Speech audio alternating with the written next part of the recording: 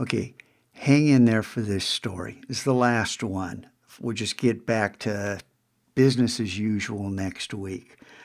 When I took over the Mac Lab in January of 2002, not at the beginning of the year, halfway through the year, the teacher left and I took over the class, but the kids knew me as the unofficial site sub.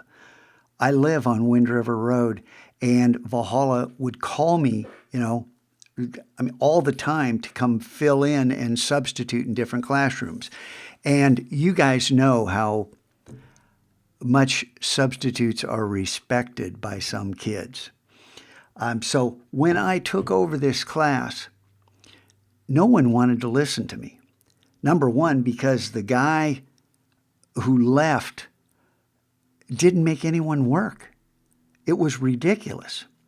And when I tried to enforce my will, I got nowhere for 2 weeks. I mean, a few kids listened, but for the most part, we just want to play our games. And they were playing games based on Flash.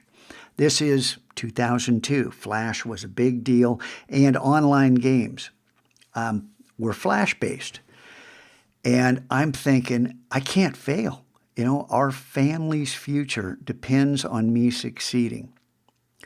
And on a Friday, in the second week, I got to school early, just like I do now, and I opened up Flash. I'd never used it in my life. And before first period, I learned how to make a circle, move from the top of the screen to the bottom and back up, just like that. Like that circle is moving right now.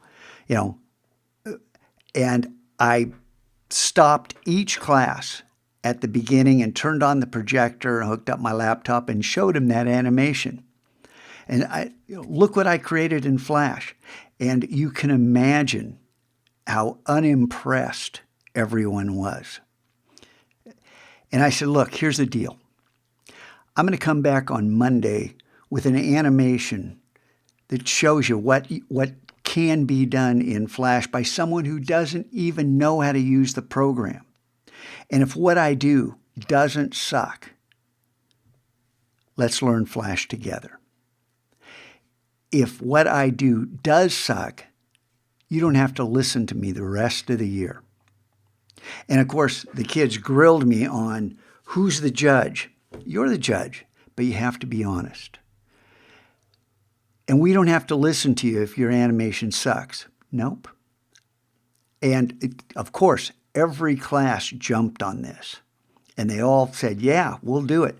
And on Monday, I hooked up the projector and everybody's sitting there laughing and getting ready for it. And I show them what I did. And then something new was born. And in every class, some kid said, that sucks. And in every class, another kid said, how'd you do that? I went home on Friday and I taught myself a very small portion of Flash. I didn't try to make a guy run or animate any scenes.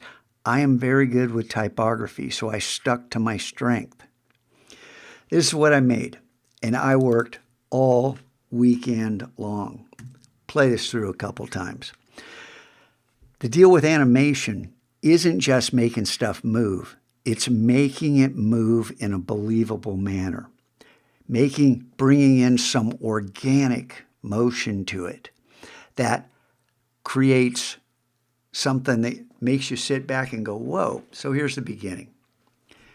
And I look at this now and it's like the kids who made the videos, you look at it and go, oh man, there's about 100 things I could have done better here. It's kind of cool. It rocks back and forth and it's a simple animation. The rest of it is kind of history. Let me hit escape and get out of that. Switch back here. Within a couple years, I was getting emails like this. This student is in England getting a degree in interactive design, and he's raving about the tutorials.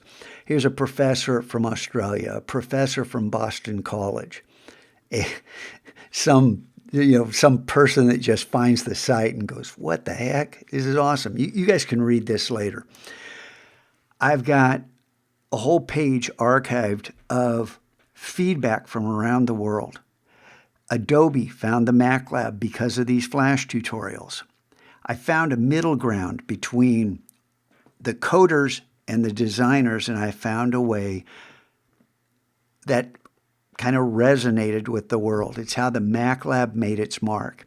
And then kids jumped on that bandwagon and drove the Mac Lab into kind of the legendary room it is. And it's all because of a group of kids every year that buy into this, that do something amazing. Year in, year out. It always happens. This year I'm wondering, I've got a few kids in every class who are really trying, but I don't know. Something's different after COVID. And we are going to make up our own minds what we're going to do. Do you want to leave a mark? Do you want to make a difference? Well, that's up to you. You have the power. And since it's Friday, you're going to have to determine whether or not you're going to try to make the world a better place. And you can do it starting by doing the 4 simple things I ask you to do. Try your best. Don't give up. Learn from your mistakes and play by the rules. Try that. Not only in the Mac Lab, try it in your life. See what happens. Even though I get really pissed off at you guys sometimes, I love you. Every one of you, even the knuckleheads. And I want only the best for you.